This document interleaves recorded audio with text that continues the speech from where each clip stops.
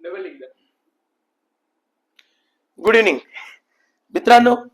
आज एक माझ्या विद्यार्थ्यांना पण आणि सर्वांनाच ऑब्विसली युट्यूबवरती एक हा व्हिडिओ करतोय.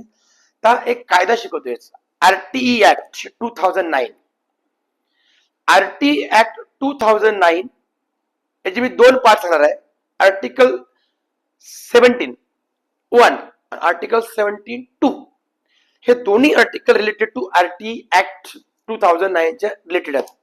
याच्या मी दोन बाजू सांगणार आहेत. एक बाजू अकॉर्डिंग टू लॉ, कायदा काय सांगतो, म्हणजे कायदा काय सांगतो. RTE act, right to education act जो आहे 2009 चा, हा कायदा काय सांगतो. याच्यातला आर्टिकल 17(1) काय सांगते किंवा 17(2) काय सांगतो याबद्दल. तर पहिलं सांगतोय या कायद्याचे रूल्स. आणि माझ्या सर्व शिक्षक मित्रांना हा व्हिडिओ खूप इम्पॉर्टंट असेल, कारण आणि पालकांना सुद्धा, जर पालकांनी जर छानपैकी ऐकला तर त्यांच्यासाठी सुद्धा खूप महत्वाचं आहे. आणि विद्यार्थ्यांना हे त्यांच्यामध्ये जागृती आणून देईल. ओके, म्हणजे जनजागृती आणून देईल. म्हणजे तिघांसाठी सुद्धा हा व्हिडिओ खूप इम्पॉर्टंट आहे. ओके, त्यामुळे प्लीज एकदम न्यूट्रल कंडिशन हा कायदा मी शेअर करतोय. ऑब्विसली आय एम टीचर, मी सुद्धा शिक्षक आहे, मी प्रायव्हेट क्लासेस घेतोय. तर मला सुद्धा हा न्यूट्रल व्हिडिओ मी माझ्या शिक्षक अंगाने बोलणार नाही, या विद्यार्थी साईडने बोलणार नाही, या पालकाच्या साईडने सुद्धा बोलणार नाही. न्यूट्रल राहून हा लॉ मी एक्सप्लेन करतोय. खूप छान लॉ आहे हे. बिलकुल शांतपणे स्वतःचा हेडफोन लावून याचे प्रत्येक घटक प्रत्येकाने ऐकायला पाहिजे. चला तर या व्हिडिओ बद्दल बोलतोय. आरटीई ऍक्ट 2009, आरटीई ऍक्ट पहा, यामध्ये 17 कलम 1 काय सांगतं, विद्यार्थ्यांना पनिशमेंट करणे या कायद्याने स्पष्ट गुन्हा आहे. आर्टिकल 17(2) यानुसार सुद्धा कायद्याने गुन्हा आहे. 17(1) मध्ये सरकारी शाळा ज्या गव्हर्नमेंट स्कूल आहेत, 17(2) नुसार ज्या स्कूल प्रायव्हेट मध्ये म्हणजे खाजगी क्षेत्रामध्ये चालतात या दोघांसाठी हा कायदा लागू आहे. तर या दोन्ही ठिकाणी विद्यार्थी शिकत असतात. पहिला लॉ समजतोय. खरंच हा कायदा जर एखाद्या शिक्षकाने एखाद्या विद्यार्थ्यांना शारीरिक, मानसिक कुठल्याही प्रकारची जर शिक्षा पनिशमेंट केली असेल तर त्यांच्यासाठी हा कायदा काय सांगतो, तर त्यांनी केलेली कृती ही गुन्हा आहे. त्या शिक्षकांची नक्कीच चौकशी होऊ शकते, खरी परिस्थिती समजून घेतली जाऊ शकते, त्या स्कूलमधले सीसीटीव्ही चेक केले जाऊ शकतात आणि शाळेला सांगितलं जातं की त्यांच्या अगेन्स्ट मध्ये हे करा. म्हणजे शाळेवर सुद्धा कारवाई कधी कधी होऊ शकते. Okay, article 17(1), 17(2). आता विद्यार्थ्याला कशा प्रकारची, तुम्ही एक थापड मारा, एक थापड जरी मारलात किंवा त्यांना कडक बोललात किंवा त्यांना शिवीगाई केली किंवा त्यांना वर्गात हाकलून दिलं तरी कुठल्याही अनुषंगाने तो गुन्हा ठरतो. Yes, number 1. ओके, त्यामुळे प्रत्येक शिक्षकांनी या कायद्याचं पालन करायला पाहिजे असं आपला कायदा सांगतो. आणि खरंच भारतातल्या प्रत्येक शिक्षकांनी जे व्यक्ती संविधान मानतात त्यांनी प्रत्येकाने कायदा पाळलाच पाहिजे. त्यामुळे मी याचं समर्थन करतो. कायदा हा एकदम योग्य आहे. इट इज राईट ऍक्ट आहे. कोणाच्या दृष्टिकोनातून? विद्यार्थ्याच्या दृष्टिकोनातून. कारण कधी कधी काय होतं, न्यूनगंड तयार होतो विद्यार्थ्याच्या. कधी कधी शिक्षक मारहाण झाल्यावर विद्यार्थ्याच्या मनामध्ये भीती निर्माण होऊ शकते, न्यूनगंड होऊ शकतो, विद्यार्थी टोकाचं पाऊल उचलू शकते, काही होऊ शकते. म्हणून नक्कीच त्याच्या जीवाची काळजी घेणं गरजेचे आहे.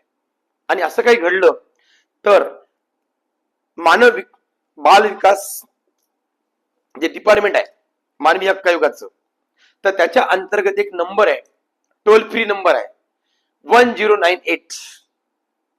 Okay, child helpline number, child helpline number 1098 या अंतर्गत आपण त्यांना फोन करून कंप्लेंट करू शकतो त्या शिक्षकाच्या अगेन्स्ट मध्ये, किंवा त्यांना एक आपण सांगू शकतो. नंतर काय होऊ शकेल, जर तुम्ही कॉल केला तर त्या विद्यार्थ्याला मदत होऊ शकेल. शाळेकडे ते येतील पॅरेंट्स आणि शाळेकडे तर अर्ज करतील आणि त्या शिक्षकाची चौकशी होऊ शकेल आणि जे सत्य आहे ते समोर येईल आणि सत्य झाल्यावर ठरलं की त्यांच्यावर काय पनिश करावी ते परिस्थितीनुसार या कायद्यामध्ये दिलेलं आहे की त्या कंडिशन प्रमाणे जी कंडिशन काय होती नेमकी. तरी पण मी सुद्धा शिक्षक आहे तर मी सुद्धा आणि माझे शिक्षक मित्र सर्वांनीच या कायद्याचं कठोर पालन करायला पाहिजे. काही हरकत नाही. ही झाली त्या कायद्याची पहिली बाजू आणि खरंच बरंच सांगतो हा कायदा पाळलाच पाहिजे, नो डाऊट. आता दुसरी बाजू या कायद्याची निगेटिव्ह बाजू सांगतो, विकलांग बाजू काय. जेव्हा शिक्षक शिकवत असताना फुल मन लावून शिकवत असताना जर विद्यार्थ्यांकडून काही खोडकरपणा झाला तर साहजिक आहे शिक्षकाकडून एक राग व्यक्त होणं, एखाद्या वेळेस साधी थापड मारणं, एखाद्या वेळेस एखाद्या रागात बोलणं. तर तो गुन्हा होऊ शकतो का? कायद्यानं तर होऊ शकतो पण नैतिकतेनं होऊ शकतो का? तर अजिबात नाही. जर करता एखादा हाडाचा शिक्षक असेल आणि तो जिद्दीनं मन लावून शिकवत असेल, त्या विद्यार्थ्याला घडवत असेल तर त्या ठिकाणी नैतिकता येते आणि तेव्हा असं काय घडलं असेल आणि तरी त्या पालकांनी जर त्या शिक्षकाच्या अगेन्स्ट तक्रार केली असेल आणि त्या शिक्षकाला त्याबद्दल भलेही शिक्षा झाली नाही का सगळ्या भलेही पनिशमेंट केली नाही पण त्याची नैतिकता जर हरली असेल तर नंतर तो शिक्षणाचं काम तितकंच प्रामाणिकपणे करेल का? नंबर 3 मला वाटते करणार नाही. मग यामध्ये नुकसान कोणाचं होईल? तर लॉंग टाइम नुकसान होईल कोणाचं? तर त्या विद्यार्थ्याचं. त्या विद्यार्थ्याचं करिअर बर्बाद होईल. मग याला जबाबदार कोण? शिक्षक, ती परिस्थिती, पालक का विद्यार्थी का शाळा? खरंच हे विचाराधीन करणारा प्रश्न आहे, विचार करण्याजोगा नैतिकचा प्रश्न आहे. आणि मग जर गुणवत्ता मिळाली नाही, समजा एखाद्या पालकाने शाळेत येऊन शाळेच्या अगेन्स्ट मध्ये तक्रार केली की माझ्या मुलामध्ये प्रगती झाली नाही, तर तिथं शाळा कशी गुन्हेगार ठरू शकेल किंवा त्या ठिकाणी ते शिक्षक कसा गुन्हेगार ठरेल? कारण शाळेला जे मॅनेजमेंट चालवणारे लोक असतील तर ते तर प्रत्येक शिक्षकाला गाईड करतीलच की कुठल्याही विद्यार्थी हात लावू नका, भले त्यांना येऊ अथवा नाही येऊ. मग मॅनेजमेंटचं काही चुकेल का? बिलकुल चुकलेलं नाही. मॅनेजमेंट को जो मेसेज शिक्षकांना गेला तो मेसेज चुकीचा आहे का? बिलकुल चुकलेला नाहीये. मग इथं चुकलं कोण? अगदी योग्य प्रश्न आहे. कारण शिक्षण हे वाघिणीत दूध आहे. शिक्षण जेव्हा देतो विद्यार्थ्याला एखाद्या, म्हणजे आपण एखादी मूर्ती घडतो, मूर्ती घडत असताना आपण त्यात ठोकतो तडतड तडतड, तेव्हा ती आकार घेते मूर्ती. तर विद्यार्थ्याला घडवताना सुद्धा खरंच कधी कधी हळवी सौम्य शिक्षा देणं गरजेची नाही का? आणि जर समजा ती शिक्षा कायद्याने गुन्हा ठरत असेल तर मग नैतिकतेनं, समजा कायद्याने जरी गुन्हा ठरत असतील तरी नैतिकतेनं त्या शिक्षकाच्या अगेन्स्ट मध्ये कंप्लेन करावी का हे पालकांनी विचार करायला पाहिजे. आणि असं जर एका पालकाने जरी केलं तर कमीत कमी नंतर त्याच्या शिक्षकाच्या हाताकडून घडणाऱ्या पिढ्या ज्या आहेत 10-12 जे काही पिढ्या घडतील तर त्या पिढ्या नक्कीच घडणार नाहीत आणि त्या समाजाची जी शोकांतिका असेल. आणि म्हणून आज जेव्हा आम्ही शिक्षण क्षेत्रामध्ये जेव्हा मी 12वीला शिकवतो तर माझ्या समोर बसलेले विद्यार्थी असतात आणि युट्यूबवर तुम्ही व्हिडिओ पण पाहू शकता की मी बिनधास्त शिकवतो. तर शिकवत असताना लक्षात द्या आम्ही रागावत नाही बिलकुल, परंतु कधी कधी वाटतं त्या विद्यार्थ्याला आपण न्याय देत नाही. पण त्या ठिकाणी पालक आपल्याला सहकार्य करते का? तर 90% पालक सहकार्य करतात. 90% पालक हात लावलाय, काही थापड मारली, रागावलं, काही म्हणत नाहीत.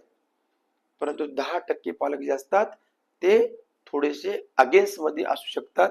पण त्याच्यामुळं शिक्षकी पेशाला सुद्धा काळीमा फासू शकते किंवा अडचण येऊ शकते आणि हाडा शिक्षक निर्माण होणार नाहीत. शिक्षकांना कायदे माहित नाहीत का? जरूर माहित आहेत. शिक्षकापेक्षा शिक्षक हुशार नाहीत का? हुशार आहेत, ब्रिलियंट आहेत. परंतु हाडाचे शिक्षक जेव्हा जर प्रॉपर नॉलेज द्यायला तयार होणार नाही तर नक्कीच नवीन पिढी खतम होईल आणि आपला देश बऱ्याच पिढ्या पाठीमागे जाऊ शकेल. याला जबाबदार राहील ही जी आपली मानसिकता किंवा आपलं सिस्टम. म्हणून कायदा बनवला, चांगला केला, परंतु मला वाटते पालकांनी, शाळेंनी, शिक्षकांनी या तिघांनी सुद्धा या कायद्याचं परिस्थितीप्रमाणे परिस्थितीनुरूप त्याचा वापर करावा. कारण कोणावर अन्याय होता कामा नये. आणि म्हणून जर समजा एखादा विद्यार्थी जर डेव्हलप झाला नाही तर त्याला तुम्हाला शाळेला जबाबदार मानता येणार नाही. आणि मला वाटते दुसरी बाजू सांगतो, मी प्रायव्हेट क्षेत्रामध्ये शिकवतो. आज ट्युशन क्षेत्र पुढे का आलं याचं कारण कसं आहे की शाळांनी शिकवणं बंद केलं. शाळांनी पॉलिश कशाला बोली, नको बाबा तक्रार नको, कारण एवढी मोठी इन्स्टिट्यूट आहे, कशाला खराब करून घ्यायचं, कशाला बदनाम करून घ्यायचं. मग शाळेचं त्या ठिकाणी काय चुकलं? बिलकुल काही चुकलं नाही माझं म्हणणं. आणि मग प्रायव्हेट क्षेत्रामध्ये जेव्हा असे क्लासेस सुरू होतात तर क्लास आम्ही सुद्धा घेतो ना, त्या क्लासेसमध्ये भरमसाठ फीस द्यायला लागते. त्याचा जे जुर्माना आहे, त्याची जी भुर्दंड आहे ते कोणाला भरायला लागतो? पालकांना भरायला लागतो. आणि एवढा खर्च करून विद्यार्थ्यांमध्ये डेव्हलपमेंट होत नाही, त्याला जबाबदार कोण? असे असंख्य प्रश्न आहेत. म्हणून पालकांनी सुद्धा ठामपणे विचार केला पाहिजे की विद्यार्थ्यांना कसं गाईड केलं पाहिजे. आणि आपले हाडाचे शिक्षकांना सुद्धा, जे नॉलेजेबल टीचर आहेत, त्यांना सुद्धा दूर लुटलं नाही पाहिजे, त्यांचं मानसिक खच्चीकरण करता कामा नये. आणि ह्या गोष्टी सगळ्या कायद्याच्या आधारावर राहून आपल्याला करावं लागेल. कायदा प्रत्येक ठिकाणी लागू होत नाही. आजही गावामध्ये असतील बऱ्याचशा भानगडी चौकात बसून एक सिनियर लोक मिटवतात, कायद्याकडे जात नाहीत, प्रत्येक गोष्ट कोर्टात घेऊन जात नाहीत आणि ती मिटवली जाते. हे भारताचं एक तत्व आहे. म्हणून जर शिक्षकी पेशा ज्ञानार्जनाचे काम करणारे प्रामाणिक लोक आहेत, त्या लोकांना जर वाचवायचं असेल तर कायद्याचा वापर जरूर करा, पण नैतिकतेने करा. म्हणून शिक्षण संस्थेचा असेल किंवा कुणीही असेल, या सगळ्यांना या कायद्याचा योग्य वापर करावा असं मला वाटते. आणि मी शिक्षक म्हणून माझ्याकडून खूप वेळ चुका झाल्या आहेत. मी बऱ्याच वेळा विद्यार्थ्यांना सहज पनिशमेंट केलेली आहे, रागावलेले आहोत. पण भीती का वाटत नाही की नॉलेजच्या बरावरती, कारण आपण जे देतोय ते सोनं आहे, त्याचं विद्यार्थ्याचं भविष्य उद्या घडणार आहे. पण एखाद्या रागावलं तर काय? कारण विद्यार्थ्यासाठी, शिक्षकासाठी तो विद्यार्थी लेकरू असते. मग आपल्या लेकराला आपण रागावतो, तसंच जर लेकरू म्हणून जर रागावलं तर त्या शिक्षकाला भीती बाळगायचं काही कारण नाही. शेवटी कोणता जरी कायदा असेल, काही जरी झालं असेल, सुप्रीम कोर्ट जरी असेल, तर नैतिकता मान्य करते, नैतिकता परिस्थिती मान्य करते. त्यामुळे शिक्षकांनी आपलं जे इमानदारीचं काम आहे ते बिलकुल सोडू नये. एखाद्यावर रागावणं, प्रेमानं चिडणं हे चाललं, कायद्यानं काही होत नाही. ती नैतिकता चेक केली जाते. आणि शाळेत सुद्धा प्रत्येक ठिकाणी सीसीटीव्ही लावलेलं जातं, त्यामुळे त्या ठिकाणी पुरावे चेक केले जातात. ते असं का घडलं त्याची पार्श्वभूमी चेक केली जाते. सगळ्या गोष्टी चेक करून निर्णय घेतला जातो. असं कोणावरही उठलं सुटलं काही होत नाही. त्यामुळे कायद्याची भीती बाळगण्याचे काही कारण नाही. परंतु विनाकारण मारू नये किंवा जास्त असं काही दुखापत होईल असं मारू नये, हे शिक्षकांनी काळजी घेतली पाहिजे असं मला वाटते. आणि मी सुद्धा या कायद्याच्या अधीन राहून काम करण्याचा प्रयत्न करतो 100%. कारण जवळपास मला 200 कायदे पाठ आहेत ऑलमोस्टली. एक लॉयर म्हणूनच काम करतो मी सगळ्या गोष्टीचं. कारण युपीएससी प्रिपरेशन केलेला व्यक्ती आहे, तर साहजिक आहे सगळे नॉलेजेबल गोष्टी येतात. पण अंगातला हाडाचा शिक्षक मी जो बघतो ना, आता आमचे सहकारी मित्र, त्यांना काहीच येत नाही, त्यांना काहीच येत नाही. मग त्यांना काही येत नाही, ते शिकवत नाहीत. पण वाईट वाटते की त्यांना काही येत नाही, पण त्यांच्यामुळे दुसरी पिढी खराब होत आहे. मग ते कसं, याला जबाबदार कोण आहे? असे प्रश्नचिन्ह उपस्थित केले तर अवघड कार्यक्रम आहे आणि भांडाफोड होऊ शकतो. आणि याची मी सिरीज सुरू करणार आहे. शाळेमध्ये भ्रष्टाचार कसा चालतो, शाळेमध्ये पॉलिसी कशी चालते, आमच्या ट्युशन क्षेत्रामध्ये पॉलिसी कशी चालते, पालक कुठे चुकतात, आम्ही कुठे चुकतो, शाळा कुठे चुकते, या प्रत्येकावरती एक एक व्हिडिओ मी दररोज एक सिरीज करणारच आपल्या क्लासेसमध्ये. कारण याच्याबद्दल जनजागृती करणं माझं कर्तव्य आहे आणि ते करेन मी. माझा विद्यार्थी तर घडवतोय प्रत्यक्ष घरी, परंतु इतरांचे विद्यार्थी सुद्धा घडावं, त्याचं पाप लागू नये. बरेच जिल्हा शिक्षक जिल्ह्याच्या ठिकाणाहून अपडाऊन करून स्कूल करतात, तेव्हा हे पण प्रश्न पुढे मी आणणारच आहे. असंख्य प्रश्न भविष्यात येतील, तर ते प्रत्येक व्हिडिओ नक्कीच येईल. म्हणून आरटी ऍक्टचे पॉझिटिव्ह पॉइंट्स आणि निगेटिव्ह पॉइंट्स हे चांगल्या पद्धतीने मी पुढे समोर आणणार आहे. धन्यवाद. म्हणून प्रत्येकाने काळजीपूर्वक हा व्हिडिओ छानपैकी ऐकावा, कारण कायदे समजून घ्यावेत. हा कायदा समजून घेणं गरजेचं आहे, परंतु मी याच्या सगळा भांडाफोड करेन एक भविष्यामध्ये, एक सिरीज मी टाकणारच आहे शिक्षण पद्धतीबद्दल, आणि न्यूट्रल, कोणाच्या अगेन्स्ट मध्ये नाही, कोणाच्या विरोधात नाही, कोणाच्या कशा संदर्भात नाही. मला जी पटत नाही ती गोष्ट मी प्रॉम्प्टली मांडत असतो. थँक्यू.